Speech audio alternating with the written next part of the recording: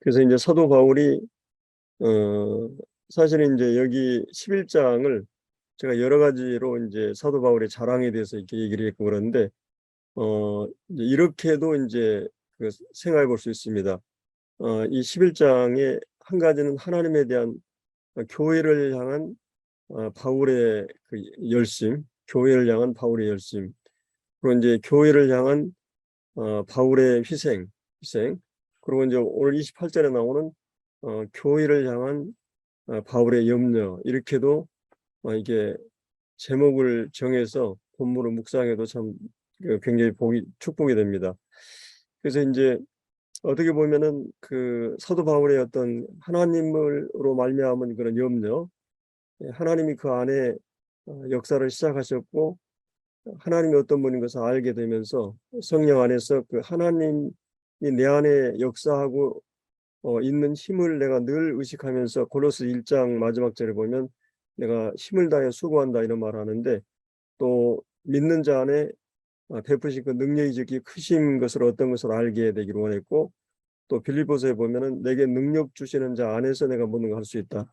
그래서 이제 이 말씀을 이 세 가지 하나님의 교회를 향한 열심, 또 하나님의 교회를 향한 희생, 이 많은 고난이라든지 또 하나님의 교회를 향한 계속해서 이 거룩한 그 염려, 이 모든 것의 그 깊은 그 뿌리로 들어가 보면 하나님에 대한 사랑이 그것을 이 모든 원동력인 것을 볼 수 있습니다. 이제 우리가 11장 11절에 어떤 까닭이냐 하면서 내가 너희를 사랑하지 아니함이냐 하나님이 아신다.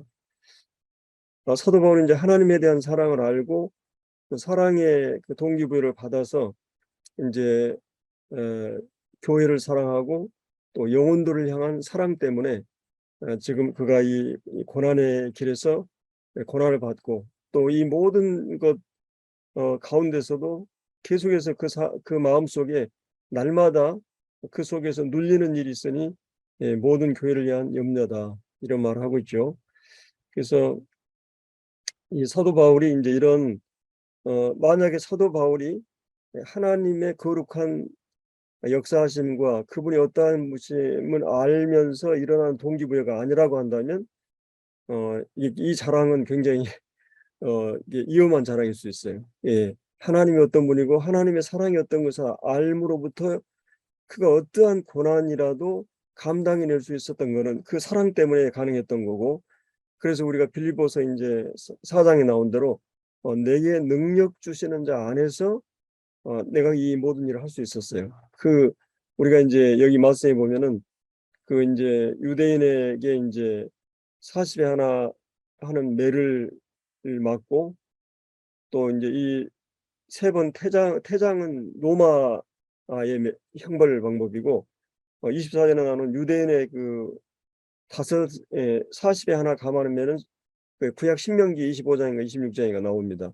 그래서 이제 이런 유대인들 동족에 의해서 또 이방인 그런 그 로마인들에 의해서 우리가 이제 그 한 가지 신뢰가 이제 빌립보 감옥에 갇혔을 때 이 태장으로 맞은 걸로 이렇게 우리가 알고 있죠. 어마어마하게 그 매를 맞고 녹초가 돼 가지고 아주 삼중 감옥에 들어갔던, 그 가운데 이제 기도하다가 찬양하는 내용이 나오는데, 하여튼 그 사도 바울이 이런 모든 그 이제 이 고난을 받았고 이런데, 자 이런 모든 것을 감당해낼 수 있는 그 힘은 그가 그 어떤 목숨이라도 감당할 수 있었던 것은 바로 내게 능력 주시는 자 안에서, 그래서 우리가 이제 그리스도 안에서 경건하게 살고자 하는 자는 핍박을 받는다. 디모데후서 3장 12절을 보면 사도 바울이 이제 목회자 디모데에게, 에베소 교회를 사역하고 있는 디모데에게 무릇 그리스도 예수 안에서 경건하게 살고자 하는 자, 그런 핍박을 받는다. 경건하게 살고자 하는 자는 반드시 핍박을 받는다. 그리고 이제 1차 전도여행을 마치고 이렇게 돌아오면서 장로들을 세우면서 그들의 믿음을 굳게 하면서 너희가 하나님 나라에 들어가려면 많은 환난을 겪어야 할 것이다. 하나님 나라에 들어가려면, 이 말은 하나님 나라에 들어가기까지는, 우리가 이제 구원받거나 주님 오시는 그날까지는 우리는 끊임없이 환난을 한다고 하는 그리스도인들이 이제 그 부분을 얘기했죠. 우리가 참고로 한번 그 이제 요한복음 16장을 한번 보겠습니다. 요한복음 16장.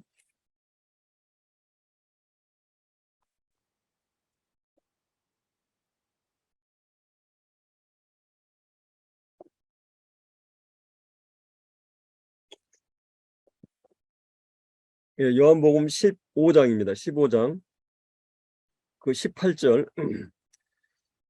세상이 너희를 미워하면 너희보다 먼저 나를 미워하는 줄 알라. 너희가 세상에 속하였으면 세상이 자기의 것을 사랑할 것이나 너희는 세상에 속한 자가 아니오 도리어 내가 너희를 세상에서 택하였기 때문에 세상이 너희를 미워하느니라. 내가 너희에게 종이 주인보다 더 크지 못하다 한 말을 기억하라. 사람들이 나를 박해하였은즉 너희도 박해할 것이요 내 말을 지켰은즉 너희 말도 지킬 것이라. 그러나 사람들이 내 이름으로 말미암아 이 모든 일을 너희에게 하리니 이는 나를 보내신 이를 알지 못함이니라.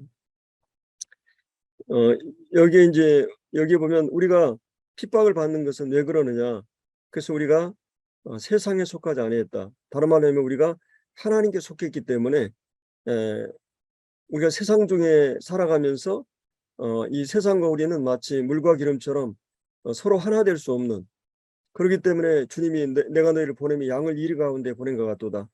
이리가 들끓는 이 세상 가운데 우리가 이제 던져진 존재고 보냄받은 존재이기 때문에, 물론 이제 우리의 실력이나 힘으로는 이 아무리 뭐 양이 뭐 몇억 마리여도 늑대 한 마리 이길 수가 없을 겁니다. 근데 우리의 목자가 주님이시기 때문에 내게 능력 줄인 자는 모든 것을 이겨나갈 수가 있는데, 한 가지는 우리가 하나님께 속했다는, 하나님과 하나 되었다는 가장 확실한 증거가 뭐냐?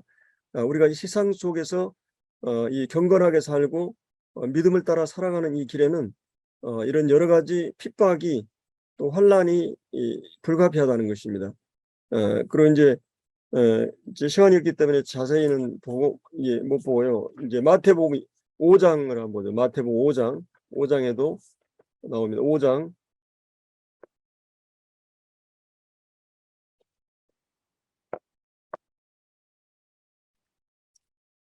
예, 마태복음 5장 이제 팔복이 나오죠. 근데 이제 그 8가지 복 중에 이제 10절에 나오는 복이 나옵니다.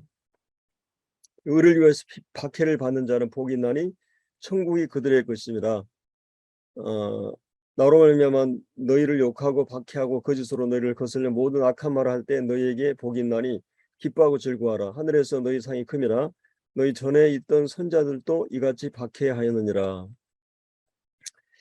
그러니까 이제 어떻게 보면은 우리가 이제 정유리 형제가 한번 이 본문을 나눠줬죠. 이거는 이제 어떤 그런 조건적인 그 어떤 율법적인 그런 관계가 아니고 이미 우리는 영적으로 거듭나면서 심령이 가난하게 되었고 애통하게 되었고 온유하게 되었고 의에 주르고 긍휼히 여기는 또 마음이 청결한, 어떤 의미에서 우리는 신분적으로 이런 그 하나님을 알게 되면서 하나님의 거울 앞에 나 자신을 알게 되고 하나님의 거룩과 그 크신 그 사랑 앞에 우리는 가난하게 될 수밖에 없는 거죠. 하나님 앞에 서면은 내가 누구인가를 파악하고 알게 되면서 심령이 절대 가난을 느낄 수밖에 없고, 이제 그러면서 애통하게 되는 거죠. 내 자신의 죄성과 나의 악함과 이런 거를 보면서 참 탄식할 수밖에 없는 회개가 일어나고, 이 온유하다는 것은 정말 내가 주장하거나 변명할 수 없는 그런 자유권한 것을 알게 되고, 이제 그러면서 내 안에 그 참 내 안에 의의가 없고, 그래서 뭔가 외부적으로 의의를 갈구하고 사모하는데 하나님께서 이 복음 안에 이 의의를 우리에게 준비해 주셔가지고 우로 옷 입게 되고, 그래서 이제 우리가 의에 주로 목마른 그들에게 이제 주님이 주신 의의를 배부르게 되고, 이제 그런 자들이 이제 다른 사람을 긍휼히 입었기 때문에 긍휼을 베풀게 되고, 또 이 마음에 이제 청결한 자가 되고, 또 화목을 힘쓰는, 그러면서 또 한편으로는 이제 이 경건하고 의로운 이 모든 원리들은 영적인 원리들이잖아요. 하나님과 이 성령 안에서 이루어진 영적인 일이기 때문에 영적으로 거듭난 성도들은 세상 속에서 영적으로 거듭난 성도들은 세상 사람들과의 전혀 빛과 어둠처럼 이제 좋아할 수 없는 그런 그 관계이기 때문에 의를 위해서 박해를 필연적으로 받을 수밖에 없는 이런, 그래서 이제 의를 위해서 박해를 받는 자가 복이 있고 천국이 그들의 것임이라고 말하고 있습니다. 그래서 우리가 이제 생각할 때 서도 이제 다시 우리가 본문으로 돌아가서 본문에 충실하게 하겠습니다. 본문 고린도후서 11장. 그러면 이제 우리가 사도 바울이 여기서 이제 그 자랑을 하는데, 보통 자랑을 할 때는 뭔가 자기가 이제 어떤 실력이 있거나 또 자격이나 무슨 어떤 신분이나 가문이나 막 이런 것이 있어야 이걸 복이라 그러잖아요. 세상적인 복은. 근데 22절 한 구절만 사실은 사도 바울이 복이라고 할 수 있는 것을 얘기해요. 사실은 이제 이거는 우리가 영적인 안목에서 복이라고 할 수 있지만은 23절부터 지금 사도 바울이 나열한 이 고난들은 기복주의 관점에서 보면 우리가 뭔가 무병장수하고 건강하고 이 물질적으로 복을 받고 합격하고 막 세상적으로 잘 된 그런 자격이나 그런 성공적인 일들을 가지고 우리는 세상에서는 복이라고 그러잖아요. 근데 사도 바울이 자랑하는 모든 내용은 이것은 영적인 안목에서 볼 때 복이지 그렇지 않은 걸 이제 볼 수 있어요.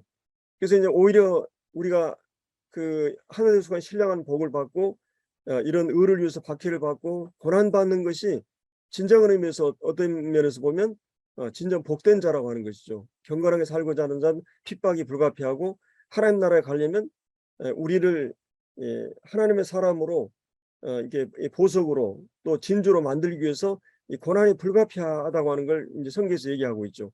이 고난이 없이는 세상은 우리가 나약하고 연약한 모습을 보면 그냥 짓밟고 무시하는 게 세상이잖아요.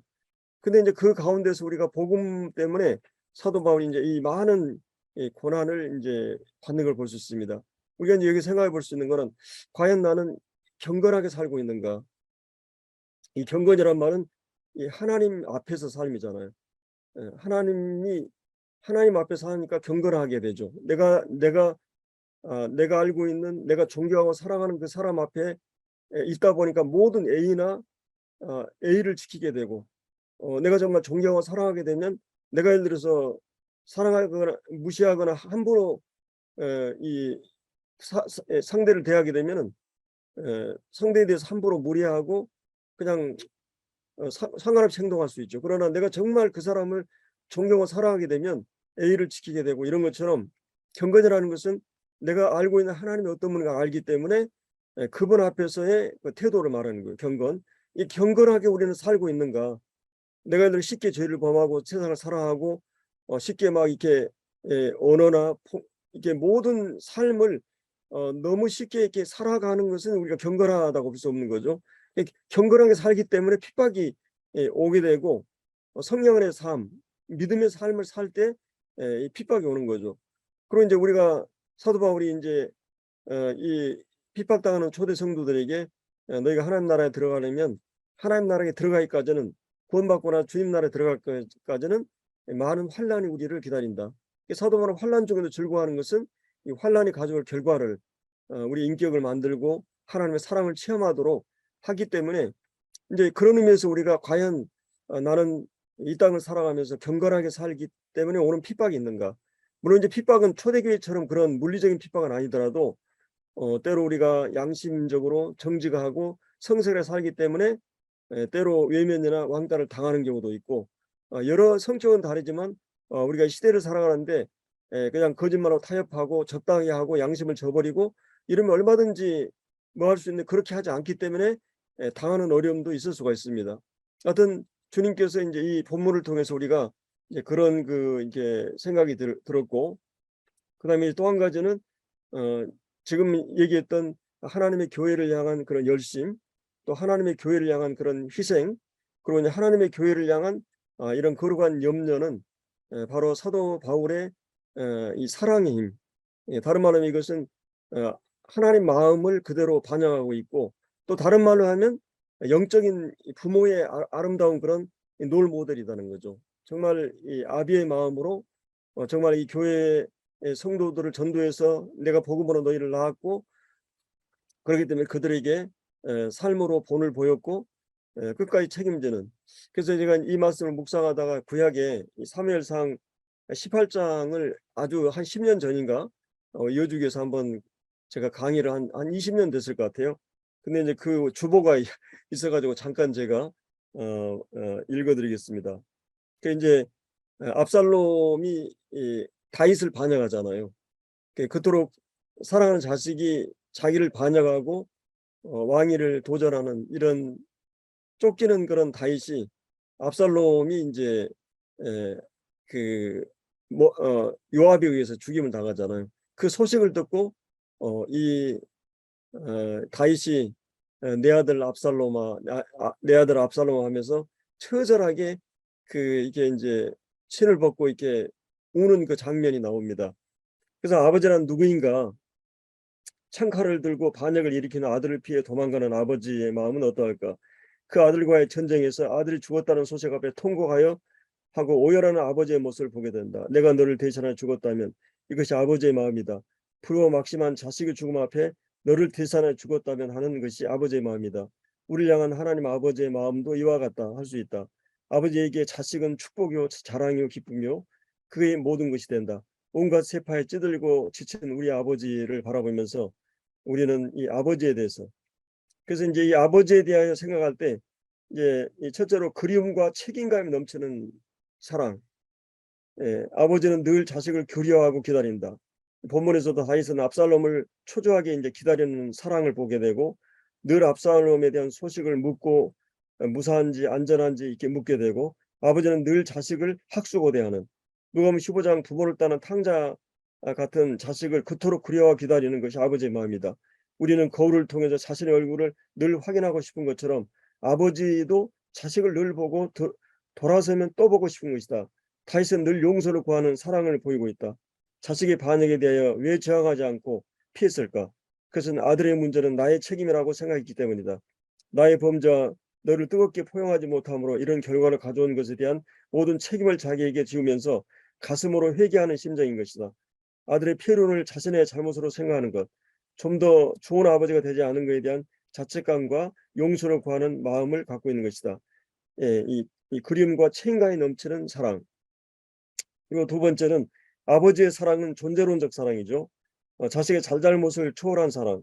무엇 때문 했기 때문도 아니고 잘났고 쓸모있기 때문도 아니고 자식이라는 존재 자체를 사랑하는 것입니다.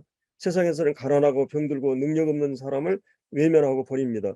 그래서 자식들의 생각으로는 시각으로는 부모가 자기를 그런 생으로 생각한다고 판단합니다. 다윗에게 압살롬은 반역자의 표현적인 아들이었다. 그러나 압살롬의 죽음의 소식을 듣고 통곡하는 장면에서 범죄자적인 표현을 찾아볼 수가 없다. 반복해서 하는 말은 내 아들 압살롬이라는 말이다. 부모들이 자녀들을 남다르고 특별하게 사랑하는 것은 탁월한 능력이나 외모나 뛰어남이 때문이 아니라 비교 가치 평가가 아니라 존재론적인 사랑이다. 그리고 세 번째로 아버지 사랑은 목숨을 내어주는 구속적 사랑. 죽음보다 강한 사랑이 사랑이다. 자기 희생적 사랑, 자기 목숨보다 더 가치 있는 것을 위해서 자기를 주는 사랑. 하나님께서 사람들을 향한 사랑인 것이다. 다윗은 내가 너를 대신하여 죽었다면 하는 표현을 하고 있다. 이것은 이기심에 똘똘 뭉쳐있는 존재다. 인간은 이 이기심을 초월하는 것이 부부의 사랑이다. 자신이 죽어가면서도 자식 생각에 사로잡혀 있다. 이것이 부모됨의 놀라운 사랑이다. 그래서 이제 이런 하나님 아버지의 마음이 이 사도 바울 안에 그대로 반영되었고, 그 하나님의 사랑이 교회를 향한 그런 그 하나님의 열심을 가지고, 원래 이제 다른 말로 하면 그게 이제 교회를 향한 이 시기라고도 할 수도, 열심이란 말이 너무 사랑하기 때문에 사랑하는 사람이 다른 것을 향했을 때, 그리고 이제 사도 바울이 이 겸손으로 자기의 복음을 말씀을 전하고 또 이렇게 희생하면서 자기가 온갖 일을 하면서 그리고 온갖 고난을 당하면서도 이런 희생적인 사랑을 보여주고 있고, 그리고 이제 이 거룩한 교회를 향한 염려를 우리가 이제 여기서 볼 수가 있습니다. 이제 우리가 이제 이제 사도 바울이 이제 이런 여기 이제 28절에 이 위엘은 고사하고 아직도 날마다 내 속에 눌리는 일이 있으니 이게 부모들의 마음은 늘 이게 눌리는 게 있죠. 자나 깨나 앉으나서나 자식을 늘 염려하고 생각하는 것입니다. 자식이 어떻게 되는가. 여러분들이 하루라도 저희 부부가 저희 이 얘기하면 좀 그럴 것 같은데 이 부모들은 늘 자식을 위해서 이제 기도가 되더라고요. 기도. 그래서 이제 이런 이 자식에 대한 그런 부모에 대한 사랑, 이것이 이제 늘 내 속에 눌리는 이 짐이 있는 거죠. 늘 이제 이런 그런 마음을 가지고 이제 사랑하는 걸 이제 볼 수가 있습니다. 그래서 이제 이 사도 바울이 이런 모든 감옥에서 또 이제 이런 이 고난의 모든 과정들을 핍박과 돌과 매와 이런 태장으로 파선하고 이런 모든 것을 감당할 수 있었던 것은 바로 이 사랑의 힘이라고 하는 것입니다. 사랑은 그 어떤 것도 말릴 수가 없는 이런 절대적인 내리적인 조건적이지 않고 계산적이지 않는 그런 사랑이 이 부모들의 마음에 있듯이 사도 바울에도 영적인 그런 부모로서 그런 마음을 갖고 있는 거죠. 저는 이제 한편으로는 제가 이제 어떤 일꾼으로서 또 우리 성도들은 다들 넓은 의미에서 또 각 부서라든지 가정이라든지 우리는 일꾼으로서 하나님의 사람으로서 정말 이런 이 부모의 마음, 이런 바울이 가지고 있는 그런 사랑의 마음을 가지고 있는가, 이런 생각을 하게 되고 그가 이제 배고프고 궁핍하고 춥고 헐벗고 이런 모든 것 가운데서도 포기할 수 없었던 것은 바로 하나님의 그 사랑의 능력이 바로 그리스도의 마음을 품고 그다음에 내게 능력 주시는 자 안에서 내가 모든 것을 할 수 있고 또 이런 비결을 이 신앙인이 무엇으로 사는가, 바로 주님이 주시는 그런 능력으로 그런 포기하지 않고 이 일들을 감당했던 것을 볼 수 있습니다. 그래서 하나님은 어떻게 쓰시는 것을 기뻐하시는가, 결국 이제 언제나 하나님의 미랄이 되고 주님처럼 우리가 십자가로 죽는 길, 사도 바울이 진짜로 종된 하나님의 일꾼인 표시는 무엇인가?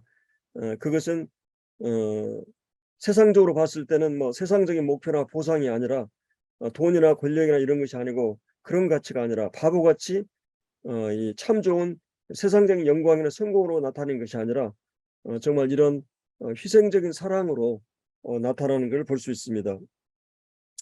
그래서 신앙의 최고의 핵심 경지는 우리가 친구를 위해서 목숨을 버리는 더 이상 자기를 위해 살지 않는 그래서 이제 우리의 주변의 성도들을 또 우리의 주변의 영혼들을 주님의 마음을 품고 이렇게 살든 죽든 내 몸을 그리스도와 존귀하게 되고 내게 사는 것이 그리스도니 또 너희 안에 이 마음을 품는 이것이 사도 바울이 오늘 이 본문에 흐르고 있는 이 사랑의 열정인 것을 우리가 이제 볼 수가 있습니다.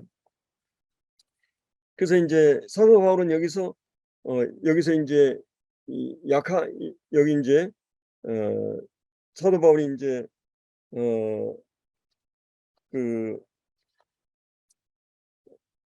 여기 이제 29절에 보면 누가 약하면 내가 약하지 아니하며 그러니까 이제 어떤 성도들이 영적으로 이제 약하거나 약해지게 되면 부모의 마음이 어때요? 건강하고 훌륭하고 착실한 아이들보다는 그렇지 못한 그 아이에 대해서 더 특별한 관심이 가듯이 성도들 가운데 이제 약하거나 영적으로 약한 성도들이 있으면은 부모의 마음이 약해지는 거죠. 또 누가 실족하게 되면 이게 걸러 넘어지다, 범죄하다, 유혹에 넘어가다, 뭐 이단에 넘어가다 이런 실족하게 되면 내가 정말 애타하지 않더냐. 저는 이제 성도들이 교회 잘 안 나오면 제 마음이 늘 그게 염려가 되고 궁금하고 아마 이제 일꾼들은 다 그럴 겁니다. 모든 성도들도 마찬가지예요. 그래서 저한테 꼭 교회 가면 어떤 성도 물어봐요. 교회 안 나오면. 내가 이제 소식통이라고 생각하고 왜 안 나오냐. 우리 자매한테 물어보고 계속 어떤 성도는 왜 안 나오냐 뭐 이렇게 물어보죠. 근데 이제 이거는 실족하게 되면 내가 애타하지 않더냐. 이 사도 바울이 그 안타까운 그런 부모의 마음으로 이렇게 이제 하는 걸 볼 수 있습니다. 그래서 이제 여기에 그 사도 바울이 이런 참 종으로서 이제 그러면서 이제 30절부터 이제 마지막 절까지 보면은 내가 부득불 자랑할진대 뭘 자랑하냐면 내가 약한 것들을 자랑하리라. 그러니까 사도 바울이 참 믿음의 영웅이고 영웅 호걸이고 막 대단하고 위대하고 이런 것만 아니라 내가 참 부끄러운 걸 자랑하겠다 이런 말입니다. 약한 걸 자랑한다. 저도 인제 한번 저희 여주 와서 초기에 인제 그때는 차가 없고 인제 오토바이로 인제 우유 배달하고 오토바이를 타고 다니면 많이 타고 다녔는데 인제 전도 집회를 하기 위해서 포스터를 이렇게 쭉 붙이러 다니는데 거리에서 인제 경찰이 딱 보고는 인제 쫓아오는 것 같아요. 그래서 일단은 저는 도망갔죠. 그 걸리면 제가 헬멧을 그때 안 썼어요. 헬멧 써야 되는데 그래 가지고 저기 그 남한강 그 도로 있잖아요. 그때는 흙길이었는데 '거기까지 안 쫓아오겠지.' 그러고 막 도망갔는데 이 경찰이 거기까지 쫓아와 버린 거예요. 그래 가지고 거기 인제 스톱해 가지고 "아이 죄송합니다." 그랬더니 제가 "사실은 이래 해서 이렇게 해 가지고" 이랬더니 "아이 그 목사님이 그 헬멧 쓰셔야죠. 이제 다시는 좀 조심하시라고." 그냥 가시더라고. 그래서 그때 내가 참 그냥 우리 자매가 뒤에서 "아 여보 왜 그래, 왜 그래." 이제 저희 자매가 굉장히 원칙주의고 이러니까 내가 그때 참 부끄럽더라고요. 왜냐하면은 참 이게 인제 이 교회에 인제 포스터 붙이러 다니는데 헬멧도 안 쓰고 막 이래 가지고 경찰이 쫓아오는데 그냥 도망가 면서 들켜 가지고 얼마나 내가 좀 그 부끄러운 그런 내가 약한 것을 내가 지금 말하고 있는 거예요. 이제 사도 바울도 지금 어떻게 보면은 참 그 복음 전하기 때문에 인제 이 사도행전 9 장에 보면은 그 이게 인제 무슨 들창문 그러니까 인제 어떤 계곡목 같은 그런 창문으로 도망간 거거든요. 유대인들이 이제 이 죽이려고 이 체포하려고 하는데 인제 이 방백 이 왕 이 여기 인제 시장하고 인제 합의해 가지고 이렇게 잡으려고 했던 것 같아요. 그러니까 사도 바울이 인제 아주 그 제자들에 의해서 이게 몰래 그 이렇게 인제 에 피해 나가는 그 기생나합 옛날에 그 정탐꾼들을 피하듯이 사도 바울이 미가리에서 사울에 의해 쫓기다가 이렇게 들창문으로 인제 도망가듯이 이렇게 인제 어떻게 보면 좀 비굴하고 비겁한 도망자로서의 그런 약한 글을 자랑하는 거죠. 그리고 인제 12 장에서 계속 사도 바울이 그런 부분을 인제 12장 5 절에서도 "나를 위해서 약한 것들을 왜 자랑하지 아니하리라. 내가 만일 자랑하고자 하여도 어리석은 자가 되지 아니할 것은 내가 인제 참말을 사실을 근거해서 한다." 그러면서 인제 그 인제 9 절에 보면 "나에게 이르기를 내 은혜가 내게 족하도다. 이는 내 능력이 약한 데서 온전해진다 하신지라. 그러므로 도리어 크게 기뻐함으로 나 여러 약한 것들에 대하여 자랑하니 이는 그리스도의 능력이 내게 머물게 하려 함이라." 그리고 이제 "그러므로 내가 그리스도를 위하여 약한 것들과 능욕과 궁핍과 박해와 권고를 기뻐하는 이는 내 약한 것이 강함이라." 자 이거는 인제 제가 이제 주일날 인제 나누겠지만은 하나님 앞에서는 그러니까 그 그리스도 안에서는 어 정말 내가 약한 사람이 진짜 강한 사람이에요. 은혜 속에 강하다는 말은 물론 이제 우리가 속 사람이 강하고 여호수아에게 "너희가 강하고 담대하라." 시편에도 인제 그런 말씀이 나오지만 그것은 내 실력이나 어떤 의지로 일어나는 그 강함이 아니라 하나님의 은혜 속에서 강한 내가 철저하게 하나님 앞에서 부서지고 낮아질 때 하나님의 능력과 부어 주심에 의해서 강한 그런 강함을 얘기하는 거죠. 그래서 하나님 앞에서 내가 강하다고 하면 절대로 강할 수 없어요, 영적으로는. 하나님 앞에서 내가 누구인가를 아는 사람은 정말 주님의 은혜를 구하고 주님 자신을 의지하고 주님을 동원할 때 그게 강한 거죠. 그래서 인제 그런 의미에서 사도 바울이 여기서 인제 자기를 얘기하고 있습니다. 그래서 인제 에 그 인제 사도 바울이 이제 자랑하는 것은 뭐 세상적인 어떤 실력이나 이런 것보다는 하나님 마음을 가지고 한 영혼의 가치가 얼마나 귀중한가를 알기 때문에 그런 마음으로 이 일을 했고 그 한 영혼이라도 소홀히 하거나 함부로 하지 않는 저는 가끔 인제 성도들을 제가 소홀히 하는 경우가 있고 제가 사역을 하다 보면 이게 가끔 이제 게으르고 퍼질 때가 있고, 또 주님 앞에서 내가 이제 마땅히 해야 될 일을 하지 못할 때가 있는데, 어 그럴 때는 주님께서 이제 정말 눈물이 쏙 빠지도록 주님이 다루십니다. 사실은 제가 이어주교회가 이렇게 되기까지는, 사실은 제 마음은 내가 주님 앞에 바로 서 있지 않다는 생각을 갖고 있어요. 정말 내가 저 이 물론 이제 성도들도 다들 마음이 어렵고, 또 성도 이렇게 인제 숫자가 적어지고 그러니까 어렵지만은, 그러나 저 자체는 이 부분에 있어서 정말 가슴 아픔이 있었는데, 이런 모든 것들에 대해서 주님 앞에서 정말 한 성도 한 성도에 대해서 어느 정도 인제 뭐 성돌이 되고 안전이 되고 한 20년 되면 사람이 퍼지게 되죠.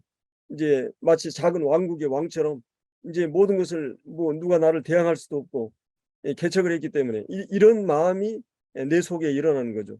그리고 안일하고 태만해지고, 이게 성도들 한 사람 한 사람 소홀히 이 정말 사랑으로 대하지 못하고, 이런 부분이 인제 이런 현실 앞에서 제 마음이 정말 주님이 이런 것들을 통해서 무릎을 꿇게 하고, 정말 이 사도 바울이 남보다 더 고생한 것은 그 고생한 마음을 가지고 더 많이 이해하고 용서하고 품고 격려하도록 주님이 도량을 넓히도록 하셨는데, 일꾼이 이런 주님이 마음을 품지 않을 때 이런 정말 그 어려움이 오게 되고 그런 걸 볼 수 있습니다.